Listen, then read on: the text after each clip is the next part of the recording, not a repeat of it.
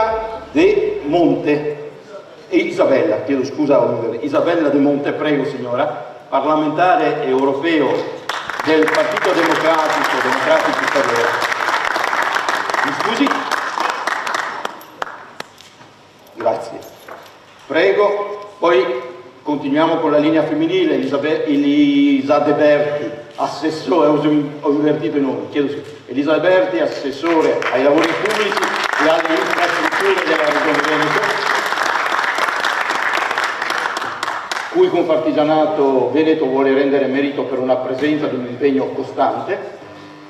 Poi abbiamo due trevigiani, Remo Sernagiotto, parlamentare europeo, ora rappresentante di Fratelli d'Italia, e David Borrelli, parlamentare europeo ed ora rappresentante di Più Europa. Prego. Allora, siamo leggermente in ritardo, quindi devo chiedere a tutti massima concisione, soprattutto per i parlamentari europei. Questo non dovrebbe essere difficile, visto che avete generalmente tempi contingentati, no, in Europa. Detto ciò, però, mi sono state suggerite anche alcune domande, perché il carattere della mattinata vuole essere operativo e quindi hanno bisogno di risposte i nostri astanti. Detto ciò, però, partirei dall'assessore regionale, perché il tema, credo forse di più generale interesse, è quello legato all'usura dei viadotti, cioè alla sicurezza sulle strade, perché gli stessi autotrasportatori sono preoccupati, dice, si è parlato di usura delle strade, ma si continua a permettere ad esempio il transito dei mezzi speciali. Allora, come stanno i viadotti della nostra regione? Che idea avete sul futuro per il transito dei mezzi speciali? Allora, innanzitutto ringrazio Confartigianato per l'invito ed è un piacere essere qui oggi. La questione ovviamente dei viadotti e dei ponti è una questione delicata, ma non delicata da 14 agosto del 2018, perché tutti si sono scandalizzati con quello che è successo a Genova, però molto probabilmente si sono dimenticati che negli anni precedenti altri ponti ed altre vittime erano decedute a causa del crollo delle infrastrutture. Proprio quando sono successi i primi eventi negli ultimi anni, io mi sono subito posta il problema, perché sono quelle cose che purtroppo magari ti fermi e ci pensi quando succede l'evento negativo, e ho chiesto a Veneto Strade, noi abbiamo in gestione tutte le strade regionali con una società che ad oggi è prevalentemente regionale, la verifica dello stato dei ponti. Veneto Strade ha fatto un monitoraggio e ha controllato tutti i ponti sulle regionali e ha chiesto sostanzialmente delle risorse per... non ci sono casi di criticità grave per cui c'è pericolo di crollo, ecco, giusto per chiarirci. Sicuramente le manutenzioni, prima di arrivare alla necessità di manutenzioni straordinarie importanti, forse se le manutenzioni ordinarie vengono fatte regolarmente, poi negli anni si riesce anche a risparmiare qualche risorsa. Abbiamo dato a Veneto Strade 15 milioni nel triennio 2018, 2019 e 2020, dove i ponti più delicati Veneto Strade ha già avviato le attività di intervento per la loro messa in sicurezza. Quindi da un punto di vista delle regionali la situazione sicuramente è sotto controllo. Per quanto riguarda le statali, abbiamo una situazione che io ho rilevato sia con l'amministratore delegato di ANAS e anche con il presidente, ma che sottoporrò il problema anche al ministro. Noi abbiamo tante statali che sono magari attraversate da dei cavalcavia che sono prettamente strade comunali piuttosto che strade provinciali. Io sono stata sindaco di uno di questi comuni che è attraversato da una statale e da sindaco sinceramente non mi ero mai posta il problema che l'infrastruttura del ponte fosse a carico del comune. Giusto per chiarire, sulle regionali tutti i ponti che attraversano le regionali sono a carico di Veneto Strade e Veneto Strade controlla la sicurezza dell'infrastruttura e il deterioramento.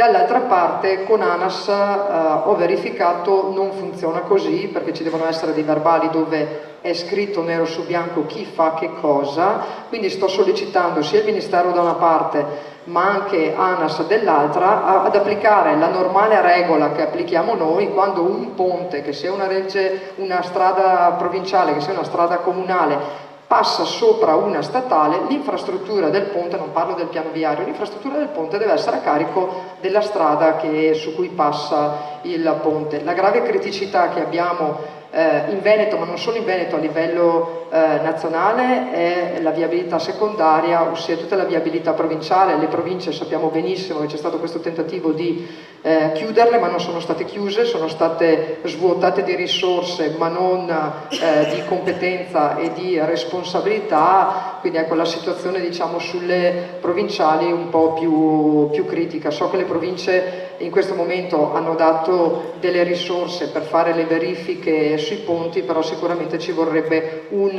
coordinamento regionale per avere la situazione, perché alla fine le macchine non è che girano solo su un ponte piuttosto che su un altro. Il discorso dei mezzi speciali e dei mezzi eccezionali, anche quello deve essere monitorato. Noi ci siamo trovati 1 anno e mezzo fa con il problema di alcune aziende che dovevano raggiungere il porto di Venezia e sia ANAS piuttosto che A22 non concedevano l'autorizzazione al passaggio su alcuni ponti che attraversavano l'autostrada, a meno che non venisse fatta una verifica di staticità e di sicurezza sul ponte, che poi non si riesce mai a capire anche lì chi deve fare che cosa. Abbiamo costituito un tavolo regionale per la gestione delle problematiche, tavoli però che ovviamente devono essere operativi, non tavoli. Io dico sempre che quando si affronta un problema, quando arrivi alla terza riunione che non hai trovato la soluzione, il tavolo non serve a niente e non stai risolvendo il problema. Il problema dei mezzi del trasporto eccezionale sicuramente è un problema delicato, però bisogna permettere comunque alle aziende di poter lavorare e di poter circolare. In questo tavolo stanno emergendo tante criticità anche legate alle autorizzazioni e ai nulla osta, che spesso e volentieri sono complicati e hanno un iter burocratico assolutamente difficile. Il tavolo sta operando con le associazioni di categoria e tutti i proprietari delle strade presenti in Veneto. Non dico niente, ecco, giusto perché non me la voglio chiamare, però insomma stiamo lavorando. Ok. Grazie.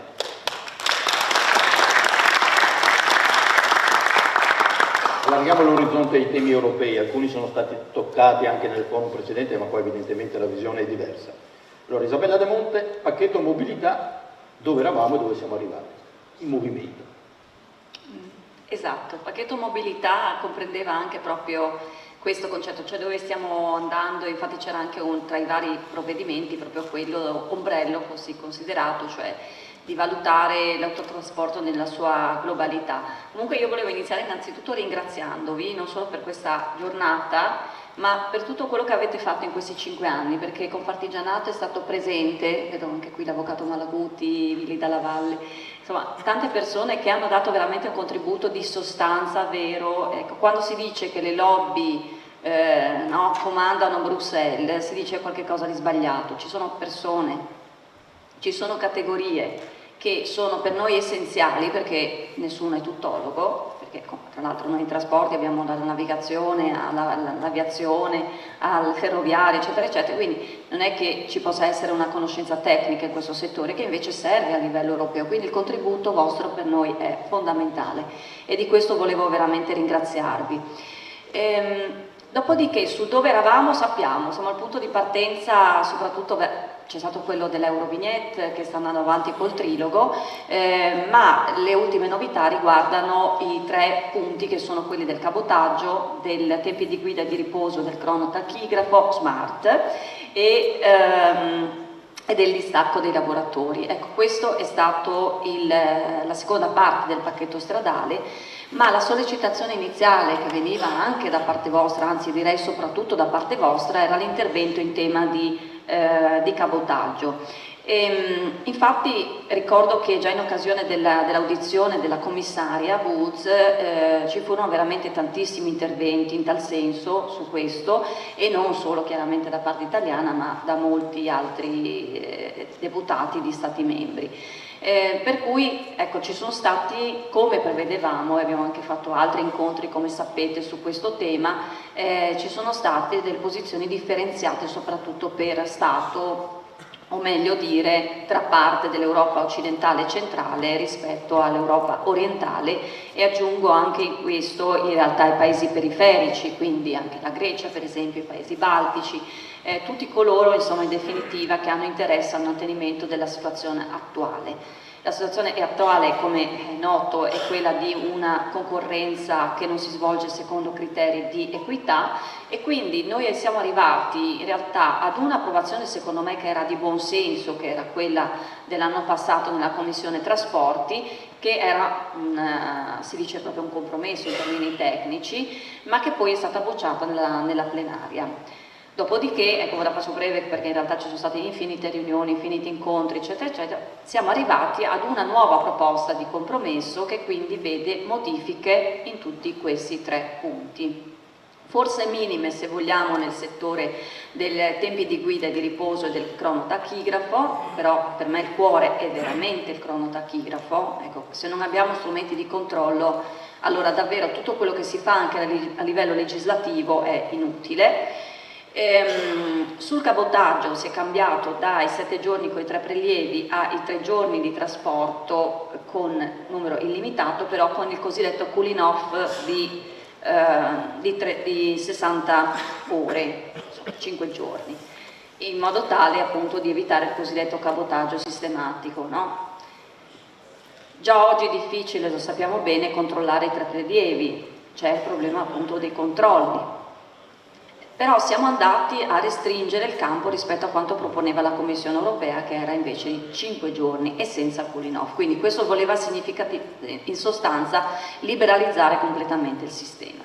Un altro passo avanti è stato fatto a proposito del distacco, quindi il fatto di avere sin dal primo giorno di cabotaggio l'applicazione del salario del paese nel quale si svolge il trasporto. E dicevo, tempi di guida e di riposo non ci sono grandissime novità, ma si inseriscono comunque le aree di sosta e poi vabbè, ci sono alcuni aspetti come il fatto ad esempio di aver specificato che il domicilio è la residenza, perché anche su questo c'era una grande confusione. C'è il divieto del riposo a bordo del camion per il riposo regolare, mentre per il tema del riposo giornaliero e del riposo ridotto appunto è possibile utilizzare anche le aree di sosta. Condivido quanto si diceva poco fa a proposito delle aree di sosta che ecco, rischiano di essere un po' una fantasia rispetto alla pratica, però io ricordo quando ci fu nel 2015 il decreto Lupi che prevedeva la ristrutturazione delle aree di sosta, quindi prevedendo una distanza minima tra le aree di 100 km per l'oil e di 150 per la ristorazione. Non so quanti si ricordino di questo decreto perché forse è rimasto appunto un po' lettera morta, però l'obiettivo era proprio quello di aumentare la distanza e utilizzare le altre soste proprio per la sosta dei camion. Ecco. D'accordo siamo che non si può scaricare sui concessionari il fatto di avere la realizzazione delle aree di sosta, infatti questo tema, scusate poi mi vedo di chiudere perché forse sono stata troppo, ma ci sarebbe altro che 5 minuti da raccontare degli ultimi 5 anni. Ecco, questo tema è stato posto anche in commissione, quindi con la necessità per l'appunto di avere il finanziamento di queste aree di sosta per dare un servizio adeguato. Stesso dicasi per il rifornimento dei carburanti alternativi, perché la spinta europea è sul gas naturale liquefatto e direi che molti investimenti sono stati fatti in tal senso, sull'elettrico chiaramente molto a lungo termine perché oggi è un'utopia, e anche sull'idrogeno stesso discorso. Però ecco, se non ci sono questi tipi di incentivi, e potremo anche aprire il capitolo del combinato a sua volta anche in fase di trilogo, è chiaro che la spinta vera non c'è, quindi se non c'è questo tipo di abbinamento tra legislazione e anche incentivo, alla fine il risultato concreto non si realizza. Grazie. In realtà si chiama pacchetto, ma un pacco molto corposo, quindi insomma dico, si chiama pacchetto mobilità, ma è un pacco molto corposo, per cui è giustificato anche il tempo. 7 provvedimenti. Le è scivolato un foglio, si pare. Ok. David Borrelli, una delle cose che ho imparato stamattina è che nel settore trasporto forse c'è uno degli esempi più marcati di un mal interpretato europeismo, vale a dire le interrelazioni fra paesi sono molto forti, non potrebbe essere diversamente, però mi pare che la logica sia un po' quella del mos tua vita mea. Allora, uno dei temi che preoccupa gli autotrasportatori è quello dei rapporti con l'Austria e il fatto che l'Austria insomma, stia impedendo l'accesso agli autotrasportatori stranieri. Che dice?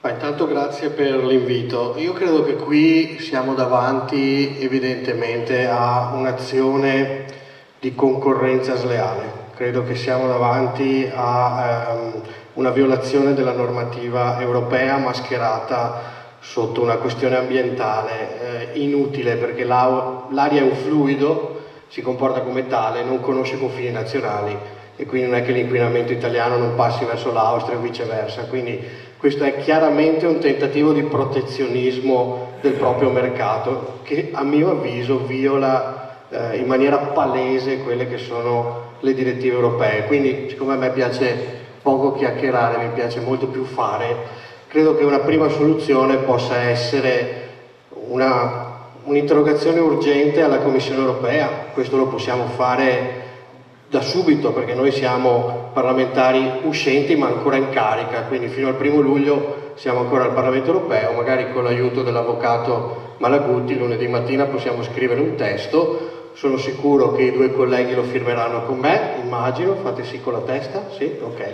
Quindi lo firmeremo tutti e 3 e quindi la presenteremo velocemente.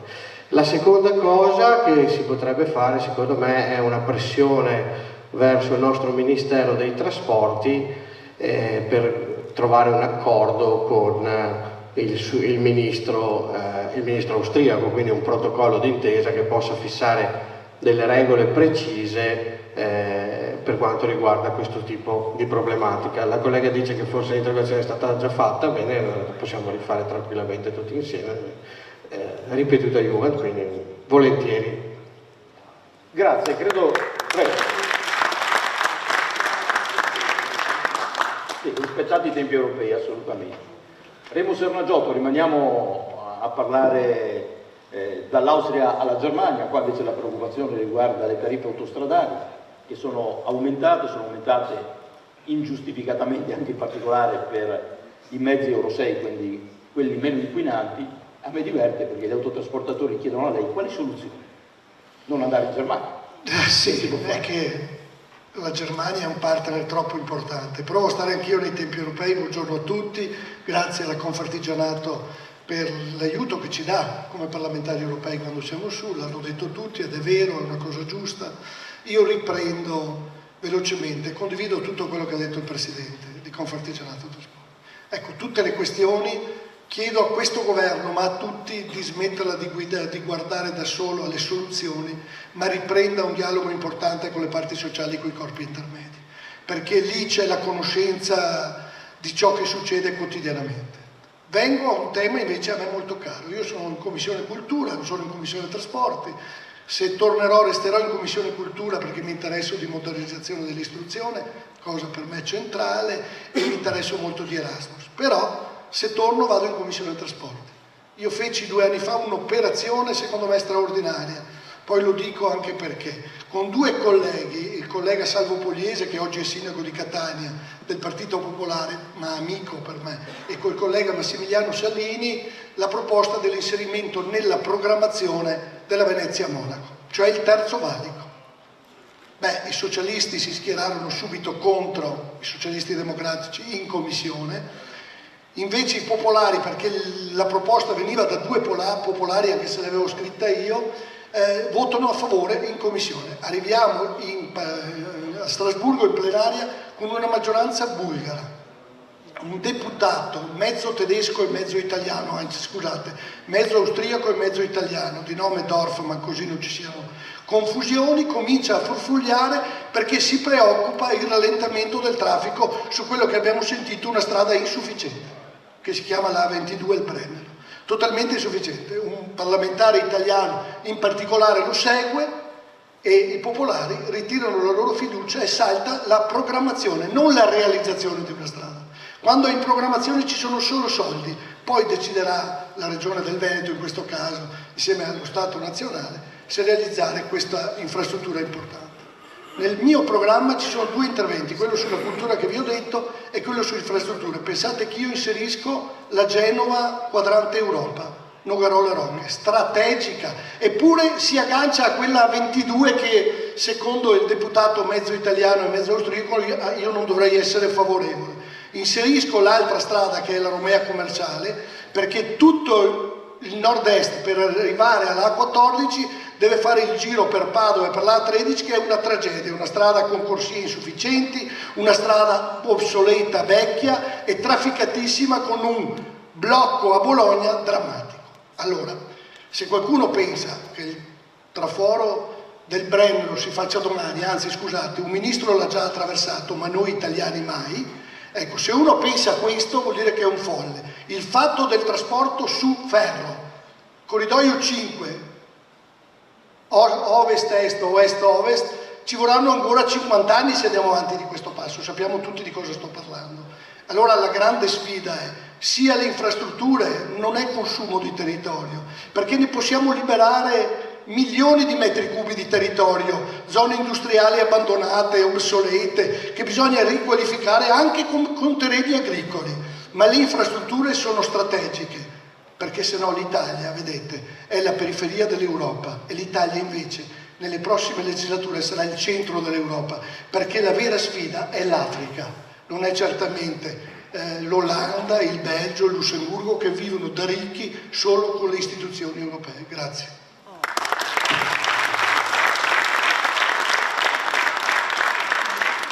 Allora, tra le priorità, gli autotrasportatori del Veneto mettono la messa in sicurezza della Romea, che è stata appena citata anche adesso, la messa in sicurezza della Valsugana, il raddoppio, la realizzazione della Val d'Astico Nord. A lei, Assessora, chiedono, non avendo voi competenze dirette, qual è il giudizio rispetto a queste priorità e poi scendendo un po' nell'operativo. Quali saranno i cantieri che vengono aperti, messi in essere, tra il 2019 e il 2020 e su queste arterie saranno realizzate aree di servizi adeguati per gli autotrasportatori?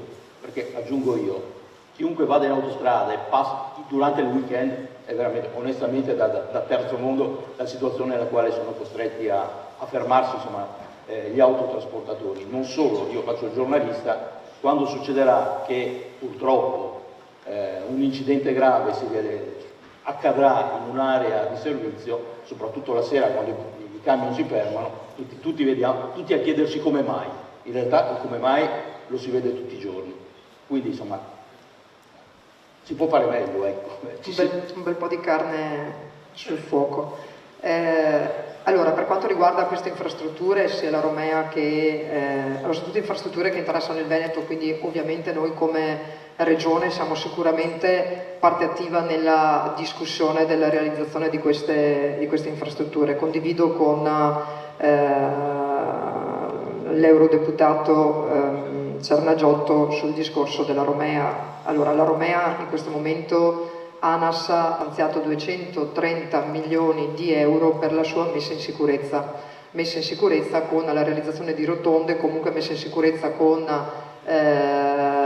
interventi sulle intersezioni, però un bel po' di soldi, perché se pensiamo 230 milioni di euro non sono pochi soldi, comunque per intervenire su un'infrastruttura che di morti ormai abbiamo perso il conto di quanti ne ha fatte, sicuramente pericolosa. Per quanto riguarda la Regione Veneto, la costruzione della variante alla Romea, chiamiamola Romea commerciale, chiamiamola nuova Romea, chiamiamola come vogliamo, comunque sicuramente una nuova infrastruttura è assolutamente importante. Purtroppo spesso e volentieri ci troviamo a dover discutere con i singoli territori. Quando parlo di singoli territori parlo di singoli sindaci che giustamente hanno la visione del loro campanile, giustamente o più o meno condivisibile, e magari si limitano a richiedere la variante al proprio centro abitato. Più che rincorrere la variante al singolo centro abitato, Io sono favorevole ad un intervento più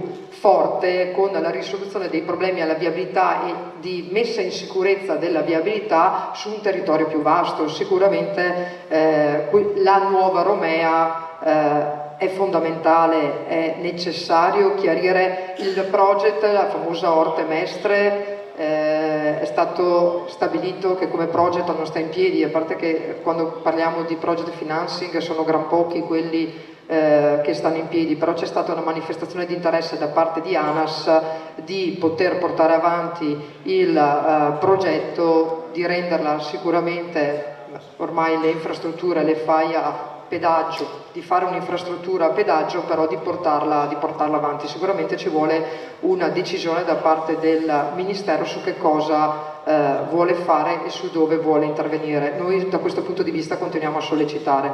La messa in sicurezza della Valsugana, purtroppo spesso e volentieri succede che quando vengono stanziati i soldi e non si interloquisce con l'ente che è sul territorio, giusto anche per capire quali sono le situazioni e le necessità e i bisogni del territorio, i soldi magari vengono stanziati non proprio con una utilità adeguata. In una delibera CIP del 2016, del 1° dicembre 2016, sono stati stanziati 8 milioni per la messa in sicurezza dell'incrocio di Carpanè di San Nazario, a favore di ANAS, con 8 milioni solo per la progettazione, non parliamo di realizzazione, con 8 milioni per un progetto su un incrocio, mi capite bene che ne facciamo un'infinità di progetti, quindi quei soldi erano no abbondanti, ultra abbondanti.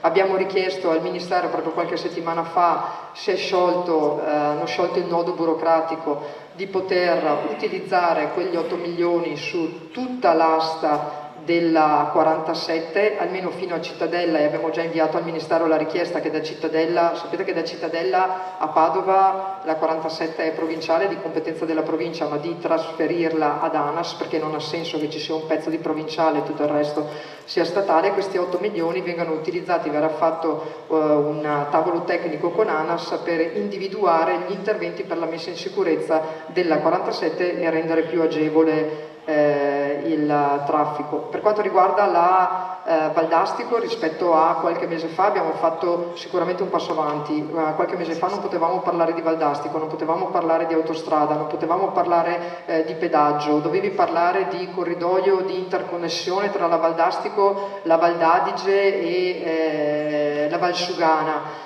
C'era una netta contrarietà da parte di Trento alla sua realizzazione. Lì abbiamo fatto una marea di incontri a Roma, ma erano più volti per perdere tempo che non per l'effettiva realizzazione. La Valdastico ha la necessità di essere completata, perché nel momento in cui fai un'autostrada, fai un pezzo di autostrada, non puoi pensare di farla finire a Piovene a Rocchette. E scusatemi la battuta, ma io di solito in casa dico ai miei figli, quasi quasi vi comprerei, no, ce l'hanno già, con lo skate vi porterei nella Valdastico Sud e ve la farei fare nello skate, perché con lo skate perché la fareste in totale sicurezza. Cioè finché la Valdastico non viene finita, anche la Valdastico Sud non può essere utilizzata. Adesso abbiamo un'amministrazione a Trento che parla di autostrada, parla di pedaggio, parla di interconnessione con la 22, perché anche l'interconnessione con la 22 prima non se ne parlava, prima si parlava di una Valdastico o di un'interconnessione che sarebbe finita sulla statale 12, non si sarebbe interconnessa con la 22, quindi avremmo avuto una Berbemi bis. L'amministrazione di Trento vuole vagliare il collegamento a Rovereto piuttosto che a Trento. Io posso avere la mia opinione personale, però credo che poi siano le valutazioni e gli approfondimenti tecnici, idrogeologici e trasportistici quelli che devono assolutamente determinare la scelta di dove la Valdastico dovrà andare ad interconnettersi alla 22. Mi auguro che il Ministero dia in fretta al concessionario l'incarico di poter fare queste verifiche, però sono tutte infrastrutture che sono necessarie, anche perché la Valdastico ha un'importanza fondamentale anche per la pedemontana e a rendere agevole la mobilità generale in tutta la parte nord del Veneto. Piazzole di sosta. Scusate, sulla questione delle piazzole di sosta non credo, allora sul discorso della Valdastico, la questione delle piazzole di sosta credo che sia una discussione che nel momento in cui si parlerà di esecutivo non credo che sia non ci compete, ma non credo che non ci sia la possibilità di discuterlo. Su quello che riguarda, per quanto riguarda la 47 piuttosto che la Romea Commerciale, non credo di potervi dare una buona notizia, perché non credo che siano state prese in considerazione le zone di sosta. Ecco, ma ci saranno prossimi cantieri, chiedono, tra il 2019 e il 2020? Ma guarda, sulla Romea Commerciale sì, okay. Sulla Romea Commerciale assolutamente sì, nel 2020 con gli interventi di messa in sicurezza anche sulla 47 sì, sulla questione della Valdastico me lo auguro, che nel giro di qualche anno ci siano. Capisco che anche lei abbia chiesto un pacchetto mobilità corposo, quindi il tempo era necessario. Remo Sernagiotto, cerco di mantenere un po' di omogeneità di questi temi. So che abbiamo parlato prima di arterie, Venezia-Monaco. Sì, no, cioè faccio un esempio, l'intervento dell'assessore ha ragione quando dice lasciare la responsabilità ai sindaci, ma c'è una grande legge in Italia che si chiama legge obiettivo, che è quella che quando io ero capogruppo in regione abbiamo fatto il passante, superati i sindaci se hanno la responsabilità è chiaro che dicono di no, pensano al loro futuro e invece tu gliela togli questa responsabilità, perciò agisci come paese, perché un paese deve avere una strategia di mobilità visto che il futuro è questo. Perciò applicazione subito della legge obiettivo con l'inserimento delle nuovi corridoi necessari, prima questione. Seconda questione, secondo me, molto molto importante, sul tema anche del trasporto persone e merci. Abbiamo discusso molto su con l'avvocato Malagutti e col Presidente, il tema che l'Europa non si preoccupa perché il tema è tutto mediterraneo. E lì dove si trasportano persone magari anziane c'è la necessità di fermarsi molte volte per bisogni fisiologici, non perché hanno la necessità di prendere un caffè, di fare qualcosa. Invece viene considerato il trasporto merci e il trasporto persone nello stesso modo. Un altro errore grave che commette questa Europa, secondo me, per quanto riguarda. Poi tutto il tema del trasporto su ferro è un tema che ci appassiona tutti molto, ma che i tempi di realizzazione sono così lunghi che non possiamo differmare il sistema paese-imprese aspettando il ferro. Noi dobbiamo continuare a migliorare il sistema della mobilità, dobbiamo continuare a capire che forse il camion non ci sono ancora quelli elettrici come diceva il signor Scania, lo chiamo così, che così mi capisco, ha ragione.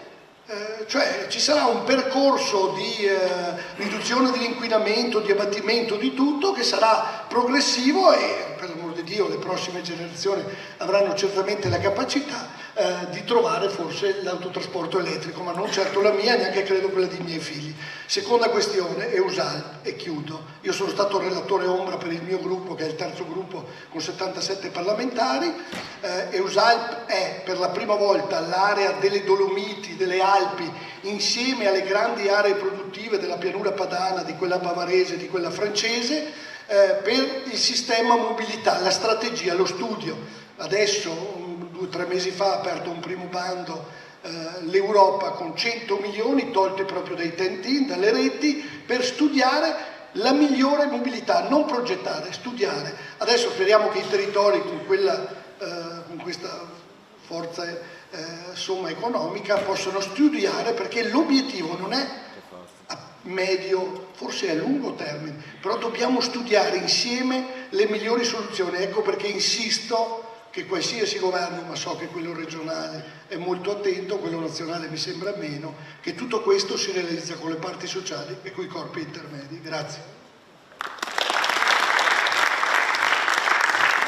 Grazie. Davide Borrelli, abbiamo visto le difficoltà in Germania e in Austria, ma in Francia non va meglio, tant'è che in Francia gli autotrasportatori devono dichiarare che il loro costo non è inferiore a quello dei colleghi francesi, ciò deve essere certificato da un'agenzia francese.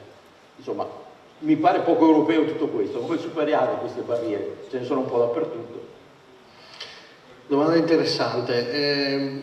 Potrei rispondere con 2 parole in questo momento a me molto care, perché è esattamente lo stesso nome che il partito per cui mi candido ha, e cioè più Europa. credo che sia l'unica soluzione possibile a situazioni di questo tipo, che non sono solo limitate al settore del trasporto, sono veramente disseminate ovunque all'interno del mercato unico. Perché se è vero come è vero che noi dobbiamo difenderci dalla concorrenza sleale interna e quindi avere la possibilità di equiparare salari e stipendi in modo che non ci siano differenze troppo marcate da paese a paese, è anche vero che la risposta, soprattutto burocratica, non può essere lasciata al singolo Stato, perché poi si verificano situazioni di questo tipo qua. Quindi è chiaro che la soluzione non può essere che avere un'entità unica, centrale, europea, alla quale poi andare a certificare le proprie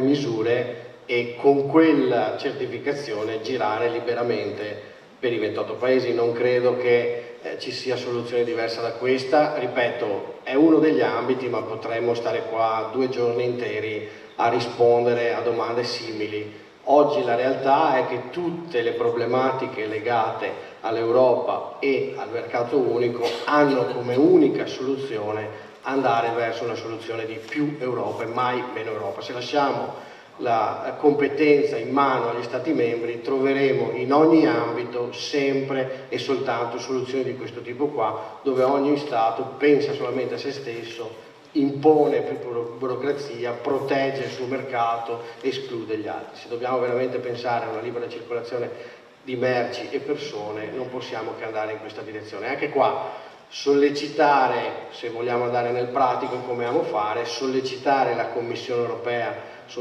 una soluzione di questo tipo facendo squadra e quindi facendo sistema, credo che possa essere una soluzione valida, con interrogazioni, sottoponendo questa misura anche al Parlamento europeo. Insomma, credo che le misure possano essere molteplici. Grazie. Isabella De Monte, lei prima nel suo intervento lo ha toccato, il tema del cabotaggio, che insomma è uno dei protagonisti, forse il protagonista di questa mattinata. Io mi sono fatto un'idea, il cabotaggio lo vedo un po' come la pirateria, cioè i pirati che arrivano, razziano e tornano a casa fondamentalmente. Ecco, come si può contrastare il cabotaggio? Allora, se poi mi permettete, visto che è anche un po' un'occasione per riportarvi alcune notizie, intanto prima mi sono dimenticata di dire che una richiesta anche iniziale era quella di avere una deroga per il rientro, qualora, no, ecco, questa è stata accolta, quindi è possibile rientrare entro le 2 ore dopo aver fatto riposo dei 30 minuti, quando ci sia poi il riposo regolare, quindi questo è stato inserito. A proposito invece del trasporto persone, questa è stata una grande battaglia che abbiamo fatto e devo dire ancora una volta grazie al vostro contributo, e purtroppo questi emendamenti non sono passati, c'è la parte però nelle premesse, quindi è fondamentale riconoscere davvero che per il trasporto persone le regole sono diverse, no? Anche proprio per esigenze di turismo, per la diversa proprio natura di questo trasporto devono essere diverse, quindi questa è una battaglia che assolutamente deve continuare nella prossima legislatura. Poi ho recuperato la risposta all'interrogazione che avevo fatto a proposito dell'A22. Brevemente la Commissione che cosa ha risposto? Ha risposto che in casi eccezionali di interesse generale è possibile limitare la circolazione. Poi se volete vi mando sia l'interrogazione e la risposta, che possiamo peraltro ripresentare magari alla luce di questo aggiornamento. Allora, appunto la Commissione dice questo in via eccezionale, ma la regola sappiamo benissimo è quella della libera circolazione, quindi io oltre ad aver fatto l'interrogazione era stata proprio a parlare con la Commissione e loro sono perfettamente consapevoli che è una forma appunto protezionistica, cioè questa proprio di limitare, anche perché nei casi precedenti sono stati di risposta da parte della Commissione nel dire attenzione che però l'inquinamento deriva ad esempio anche dai cammini, cioè non è che non esista se no l'inquinamento, quindi c'è un aspetto multifattoriale e di conseguenza è necessario insistere su questo punto e lo faremo. Dopodiché sul tema del cabotaggio, allora perché è nato il cabotaggio? È nato per evitare il ritorno del camion a vuoto, questo era il significato originario del cabotaggio. Dopodiché siamo arrivati purtroppo alla sua distorsione, cioè appunto a andare e rivieni per mesi di camion che fanno questo tipo di trasporto, prelevano, una cosa infinita.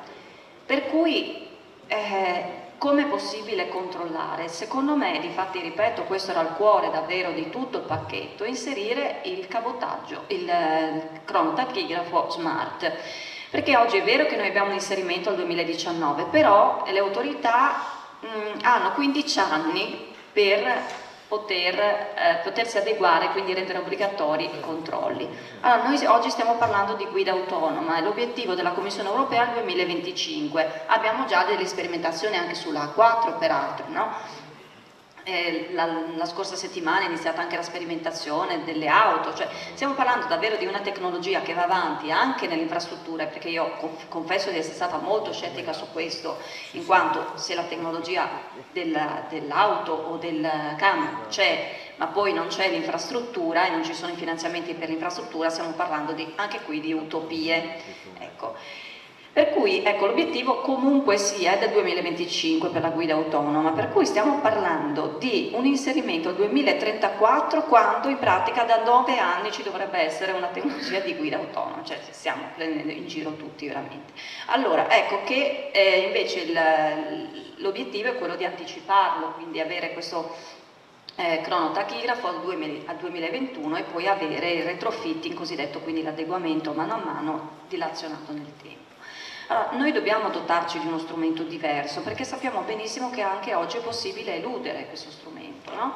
E per cui per avere davvero una concorrenza leale a livello europeo è necessario anticipare ad avere degli strumenti adeguati ai tempi. Difatti vi faccio proprio l'analisi del voto e non è un caso che i paesi appunto dell'est Europa, i paesi periferici abbiano votato contro. Ecco, il pacchetto viceversa è stato approvato in prima lettura, è stato approvato, quindi oggi esiste la posizione del Parlamento europeo che quindi verrà ripresa nella prossima legislatura e quindi il lavoro non finisce qui, perché il pressing, quindi vi invito a farlo, dovrà continuare anche dopo, ma solamente attraverso questa strada che secondo me è stata ben imboccata riusciremo a portare a casa i risultati. Quindi se alla fine il bilancino è favorevole, e l'abbiamo testato proprio con i voti nazionali, vuol dire che l'obiettivo è sicuramente quello giusto. Grazie. Allora, siamo riusciti quasi anzi siamo tornati in assoluto orario, quindi mi permetto anche la domanda di riserva all'assessora, perché so che interessa. Nuovo piano della mobilità regionale, è stato pensato anche un piano della logistica e un coordinamento con porti e interporti. Ci stupisca, coordinamento e prevenzione non sono generalmente le cose nelle quali noi italiani eccelliamo. Allora, il piano regionale dei trasporti, io mi auguro stiamo correndo per cercare di portarlo in adozione e approvazione entro la fine di questa legislatura, perché noi attualmente abbiamo un piano regionale dei trasporti fermo agli anni 90, che era stato approvato.